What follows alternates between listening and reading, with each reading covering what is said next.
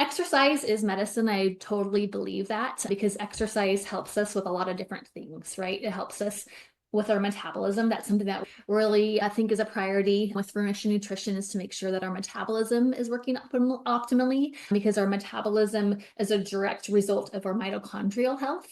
And so if our mitochondria is healthy, that's going to be a way that we can make sure that our body is resilient against cancer. Exercise is great for mood, energy, cardiovascular health, bone health span, strength, cognition, cancer risk reduction, and cancer side effect mitigation. So I'll talk about maybe some different types of exercises and where they come in strong to support us as an adjunct through our treatments. So prevention side, so exercise has been known, and there's research that says those who exercise more often do have, it's cancer preventative, right? It can prevent in reoccurrences, and it's just preventative because if our body is healthy on the inside and our mitochondria is healthy and our weight is balanced and our muscles healthy, those are all different things that can help prevent cancers. And we know that a lot of cancers are a disease of lifestyle, and so cancer or exercise is definitely an intervention in the lifestyle to kind of support our bodies. Specific cancer or specific exercises are also a prehabilitation. You can prehab before you go into surgery, or you can prehab before you go into chemotherapy to make sure you're going in as your strongest self. So you can use exercise to help you be resilient after treatment.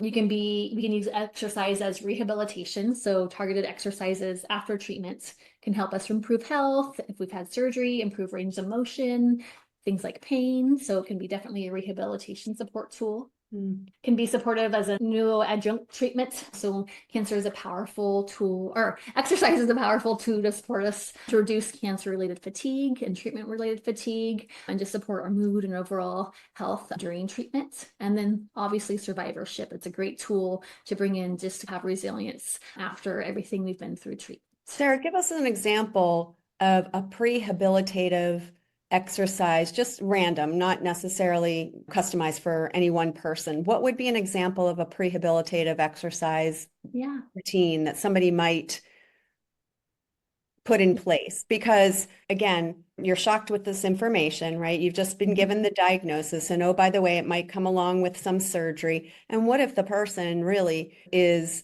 not exercising at the moment for whatever reason?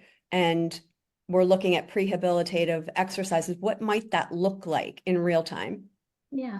So maybe somebody that maybe has a lung cancer might use like some cardiovascular exercise targeted before treatment to make sure that their lungs are healthy and strong to support breathing afterwards. Maybe somebody else that has maybe going to go through surgery or chemotherapy, or they're going to be more bedbound or have a longer recovery, might need to do some strength training building up to surgery or treatment so that they don't go through as much muscle wasting afterwards. So depending on the different treatment that they're going through in their specific case, it might be different aerobic exercises or different strength training exercises to counter what they're going to be facing through that treatment. So here's our first question about this. One of our listeners heard that heavy lifting can increase free radicals in the body. Is that true? We want, like, heavy lifting can increase free radicals during that exercise session, right? Which is fine because exercise might be like 45 minutes out of a day. So there might be a little bit of free radicals. There might be a little bit of inflammation, right? But it's very acute. But then the recovery of exercise diminishes all those things. And then we use things like antioxidants, omega-3s to reduce it. While the exercise session itself might upregulate some of those things, the after effect of the exercise down regulates it. So it's okay to be an acute little reaction.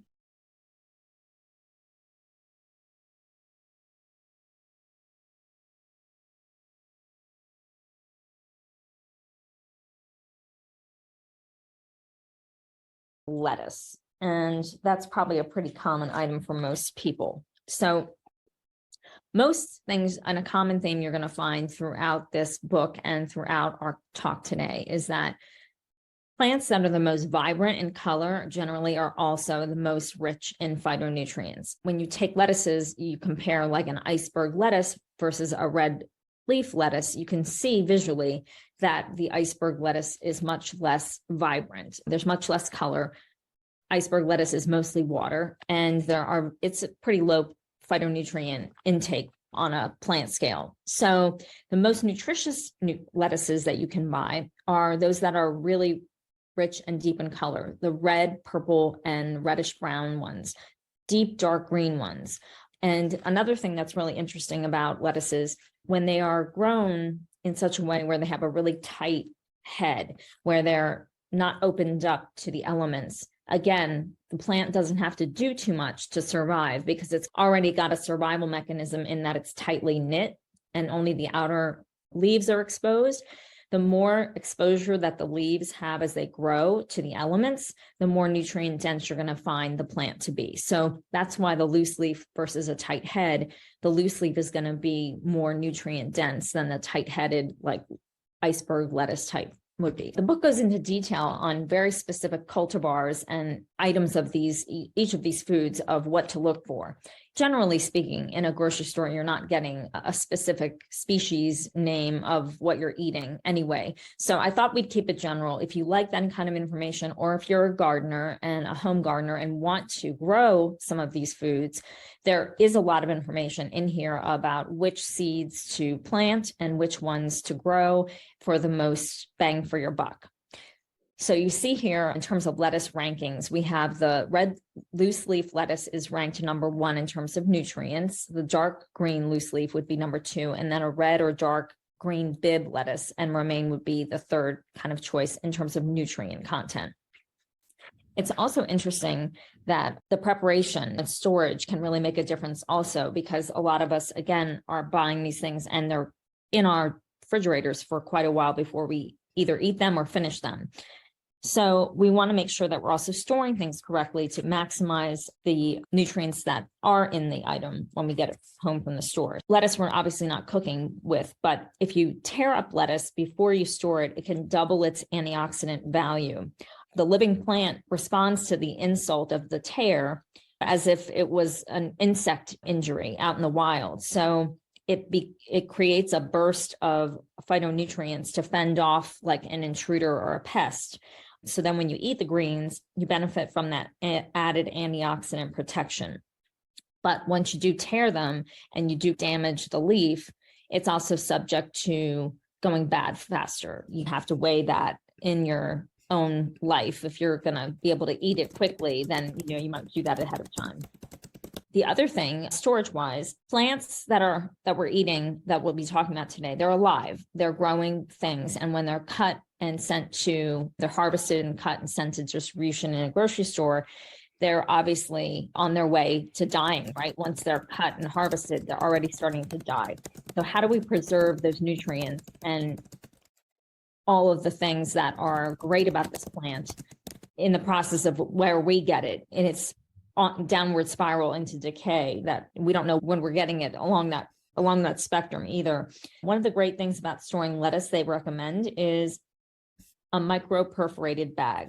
So what you do is you take a bag that you use for storage for your lettuces or greens or any of your produce, and you take a needle or a safety pin or something and you prick tiny little holes into it. They're not necessarily big visible holes. They're just tiny little holes that allow for the plant to respire and have oxygen access while still containing a lot of the moisture of the plant to help it also retain that moisture that it needs, obviously, with the salad green. So that's lettuce.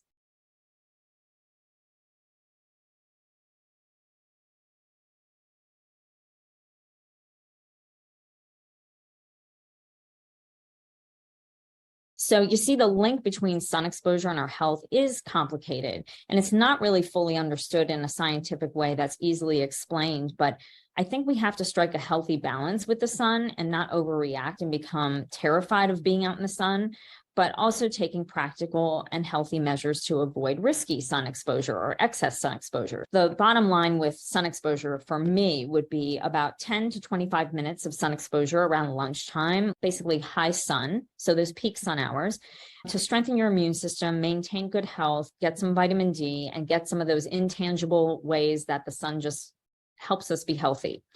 a max of 30 minutes of unprotected sun exposure during peak hours or when the UV index is really high. Your eyes should also be protected from the sun. Wearing sunglasses or a hat is always a good idea when you're in that very bright sunshine. So hopefully that helps you to keep everything in perspective. So this brings us to sunscreen. So we're out in the sun, we're all enjoying summer activities. How do we protect ourselves? So all sunscreens are not made equal, and we're going to talk about how they're different and what to look for and how to shop for them and all the details. So sunscreens are categorized based on how they're filtering the UV rays. There are physical barriers, which are known as mineral or non-soluble, and chemical barriers that are known as organic or soluble. And there's sometimes sunscreens combine the two, but the two main physical UV filters that are used are zinc oxide and titanium dioxide. Over 50 years of research has shown that both zinc oxide and titanium dioxide are safe for use and effective at reflecting UV radiation. They also provide the most comprehensive protection for all skin types. As a result, zinc oxide and titanium dioxide are the two highest rated filters due to their stability, safety, and efficacy. Chemical filters, on the other hand, absorb a small spectrum of UV radiation and convert that radiation into a heat energy via a chemical reaction. So the way they protect us from the sun is very different. The physical barriers, zinc oxide and titanium dioxide, are physically blocking the sun and reflecting it back. And the chemical filters are absorbing it and transforming it into something else. So because those chemical filters have limited absorption ranges, a lot of them have to be combined into and use multiple chemicals in one formulation to get your broad spectrum kind of sun protection. So we'll get to the names of those different chemicals shortly in a slide coming up. But the main difference between the physical and the chemical, other than their composition, is that physical sunscreen reflects UV and chemical filters absorb UV radiation. Obviously, you also want to have generally a sunscreen that's SPF 30 or greater. And how we apply it is also really important as to whether we're actually getting the SPF that's on the bottle, because the way these things are designed and tested in a lab for the sun protection is based on a certain amount of application. And we all know that, especially if we have kids involved, if we're either doing this outside without a mirror and we can't really see where we're missing or what we're putting on, or someone's putting it on for us, we don't really have control necessarily or the best application of sunscreen all the time. So these little spoons next to each part of the body are representative of how much you should be putting on. A teaspoon for, your face and your neck, teaspoon for each arm, 2 for your torso, and 2 for each leg, or a full shot glass for the whole body. So that's important to keep in mind, that you're applying as much as perhaps was applied in a lab to test that sunscreen to give it the SPF it has. I couldn't do a talk about sunscreens without talking about this because it's such a significant issue in our world. There's so much impact from sunscreen use and in our sea life and in our water, which also then affects us as people. So what's going on us is going into the whole world. And based on a study in 2019, 1/5 of the world's coral reefs have died off. And there's a growing awareness of what role sunscreen is playing in that. In 2021, Hawaii banned 2 major ingredients in sunscreens, in the chemical sunscreens, oxybenzone and octinoate, due to the negative impacts on the ocean and marine life. So if you go to Hawaii, you cannot use those chemicals on your sunscreen. I don't know how they police that, but studies have identified UV filters such as oxybenzone, Krylene, and some of these others in almost all water sources around the world. And they've also said that the filters that are commonly used in wastewater treatment plants don't remove them. So they're potentially around forever, and they're coming back into our bodies in other ways. So it is said that a single drop of oxybenzone is diluted in more than 4 million gallons of water is still enough to endanger organisms.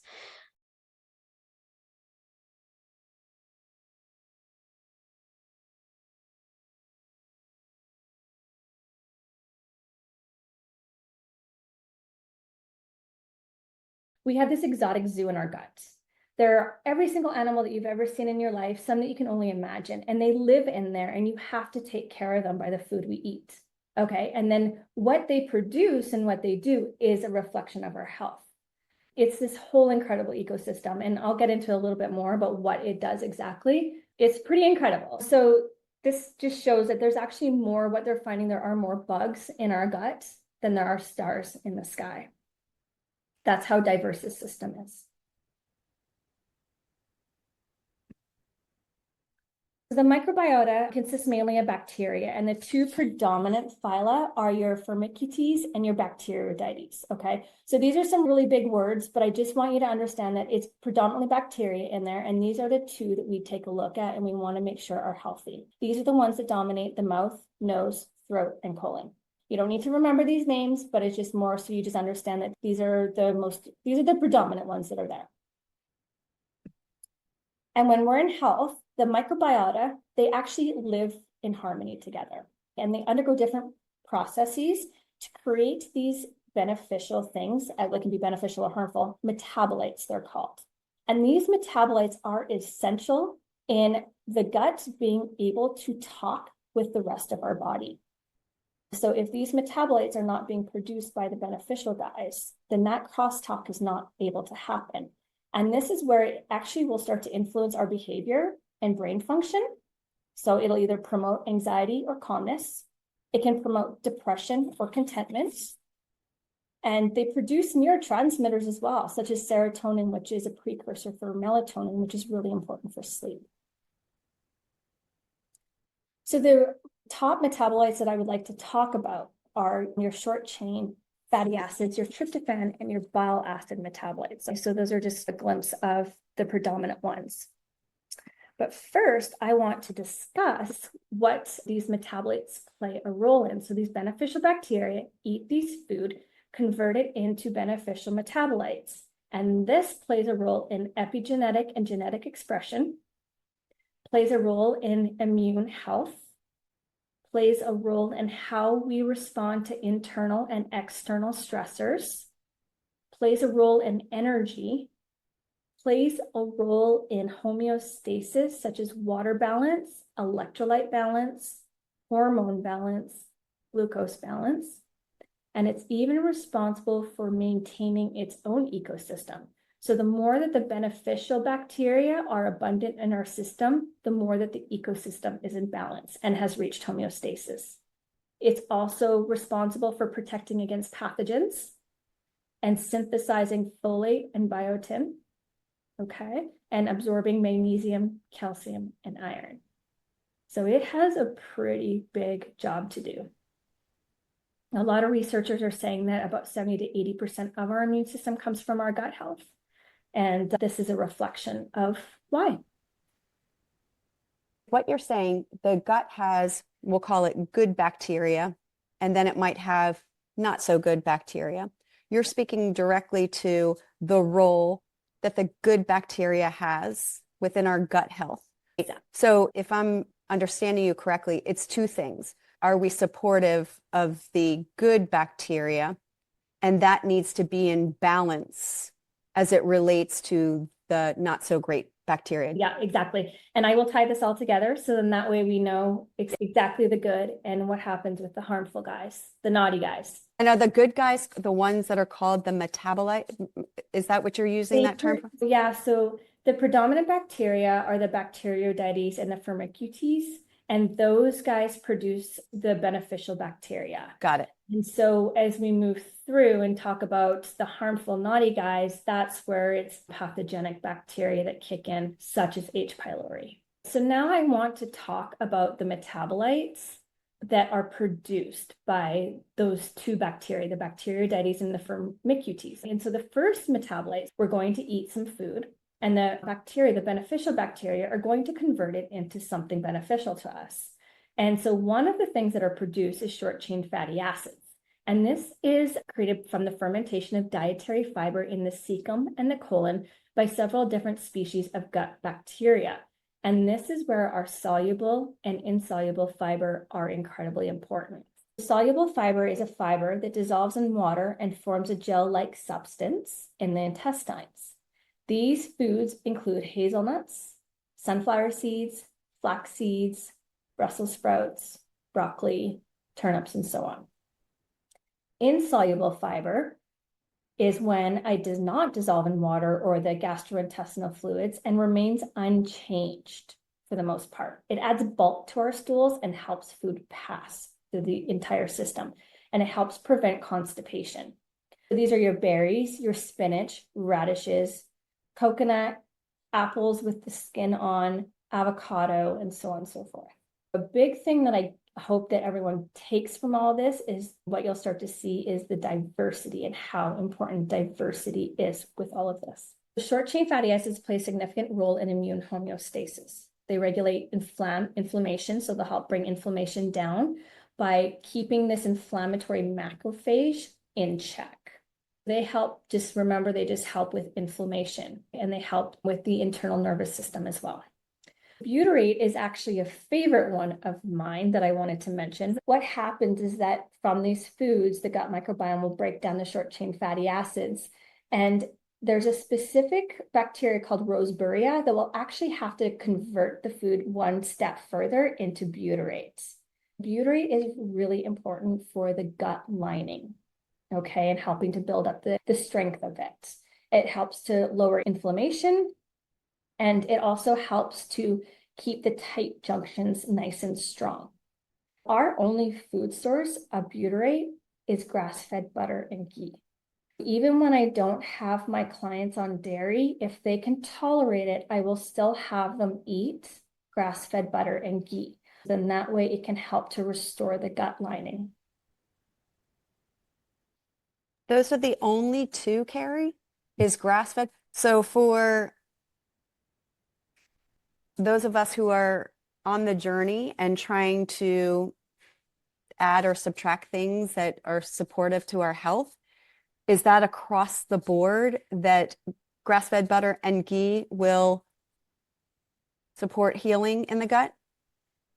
Yeah, what we look at is a couple different things. We want to make sure that you can tolerate it first. And then the second thing I want to take a look at is your insulin growth factor 1. If that number is elevated, then we do not want to use any of the grass-fed butter and ghee as well, and keep it out for probably about 2 months until we can run another test. What that is, insulin growth factor is a hormone that's produced from the mama cows or sheep or goat, and it gets transferred into the milk. And then we consume it too, in the grass-fed ghee and all that, all the dairy. So we consume that. So if our IGF-1 is elevated, we do want to stay off all dairy. Here's some other honorable mentions of some other great short chain fatty acid producing foods. These foods are incredibly important for gut health. Even tea, doing different teas like ginger tea, marshmallow tea, licorice tea is really beneficial, peppermint, anything like that, really great for the gut microbiome. When you choose your teas, though, always make sure you're getting it from a high quality company like Mountain Rose Herbs. Always stay away from non-organic teas. They actually use hazmat outfits when they harvest the tea and coffee. You want to be really careful with that. Now we're going to talk about tryptophan. And yes, tryptophan from amino acids, which is abundant in turkey, red meat, eggs, nuts, and seeds.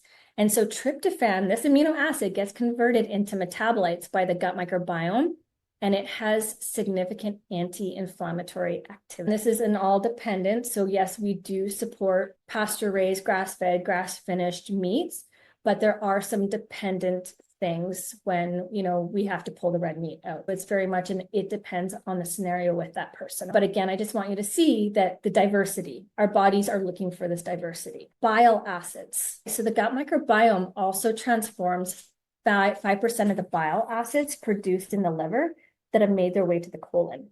The gut microbiome turn these bile acids into secondary bile acids, which significantly impact receptors such as vitamin D. That's part of the vitamin D absorption, promote homeostasis, and help to keep inflammation and the naughty pathogens in check.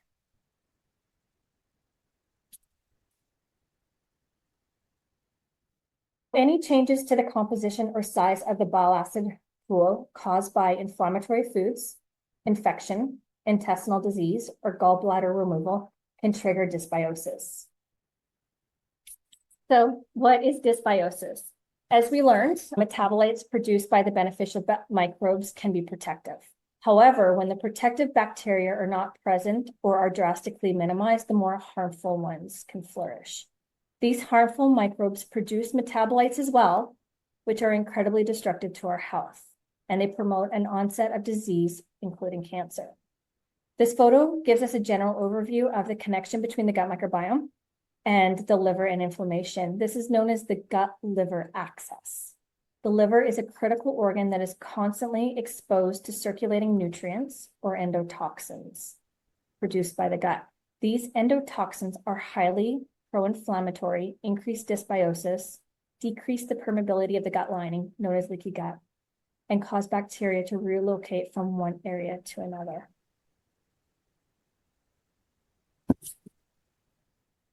What alters the gut microbiome? Our standard American diet, poor quality fats, high consumption of poor quality protein, highly processed foods, refined grains, gluten, high salt concentration, which is not the proper salt concentration, high fructose corn syrup, unfiltered water, what they're spraying in our air as well. That's always a big problem. Chemicals in our system, chronic stress, alcohol, and even a sedentary lifestyle. There's definitely a lot of factors that will impact the gut microbiome. And believe it or not, even dehydration will impact the gut microbiome. These are some conditions that gut dysbiosis can contribute to, and they're finding more and more of how the gut is related to all of these conditions. Even so much so to where like teenage kids, when they go have acne and stuff, how that is all now being related to the gut microbiome and what kids are eating at that age.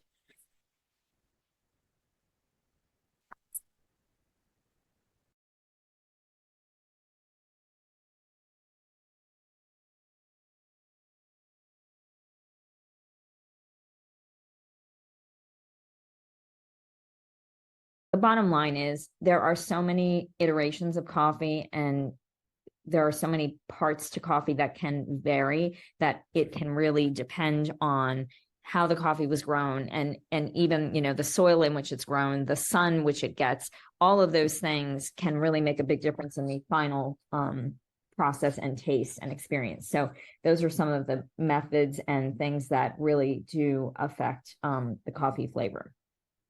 What's the answer, Paulo? Can I guess? Yeah. Or because since we have nobody, Yes. I'm gonna guess. I'm gonna say it's Ethiopia. Brazil, number one. It's Brazil. Brazil. I can't wait to learn more. Yeah. So that's the answer to number one. Got it. Okay.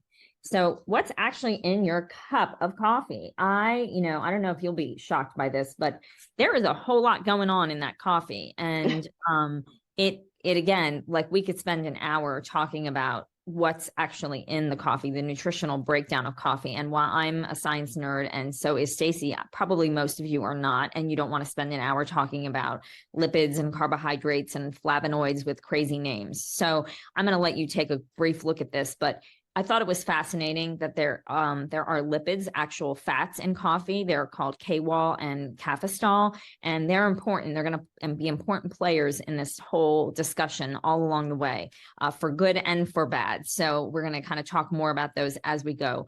Vitamins, minerals, and really shocking, fiber. There's some soluble fiber in your caffeine, in your coffee. And what I found really encouraging about this is almost everyone drinks coffee, it seems like, in the world, which is not a bad thing. But most people are also not getting a lot of nutrient dense food. So if they're drinking coffee, it made me feel really good that people are actually getting, even though they're kind of trace amounts, this is low in fiber, right? It's a liquid and there's some soluble fiber in there, but this isn't something you want to, bank on getting your fiber from coffee. And interestingly, decaf coffee has less fiber than regular coffee. How many calories are in straight up black coffee? Take a guess, put it in the chat. Come on, you guys, play along, because I think I know, but I'm afraid to put it in there. Anybody want to take a chance here? Petra, that's what I was thinking. No judgment. So I'm going to keep 0. going. I'm going to keep going while that's correct. That's correct. There are It's zero. no, We got it, Petra. Yes. We got it. yeah, there are no calories in black coffee. So No calories. you get all of this for free. And you get a 0-calorie drink and you get a 0-calorie drink.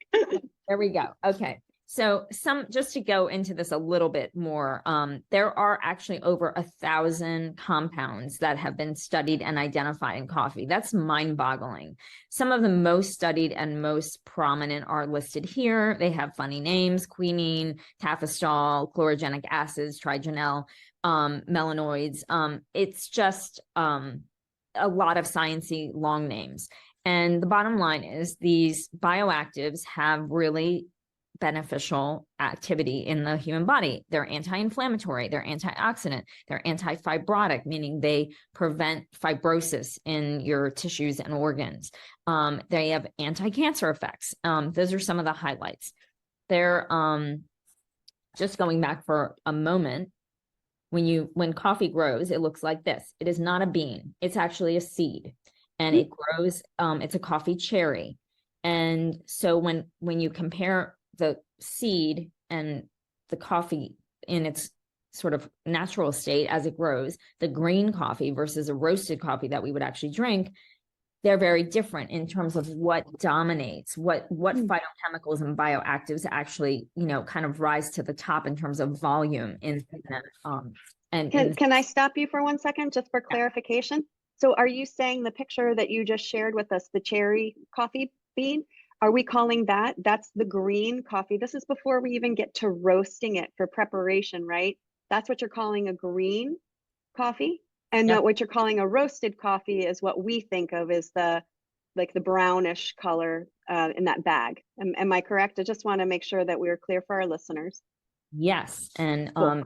again, And both have their benefits, is what you're saying. Both have different qualities. It's just a different, the process changes things in the Got it. coffee. And again, it's not really technically a bean. It just looks like a bean. It's a seed. So we're going to kind of move on to something else that really surprised me. So I thought it was worth sticking a slide in here. Coffee used to be classified as a possible carcinogen. So the International Agency for Research on Cancer, the IARC, is a really, big organization, kind of like WHO. And if you're in the cancer world, you hear this organization cited a lot in studies. In 91, they classified coffee that way. In 2016, not that long ago, coffee was downgraded to a group B, which makes it unclassified as to its cancer-causing activity. And really, that's primarily because the research was showing that coffee may actually reduce the reduce the occurrence of certain cancers. And more data, I guess, was coming in as coffee was being studied. Who knew that there are people devoting their lives to studying coffee, but there's a lot of them. There's a lot of information on coffee. And so I think the data was really shifting as it came in, and they just felt it was, they couldn't continue that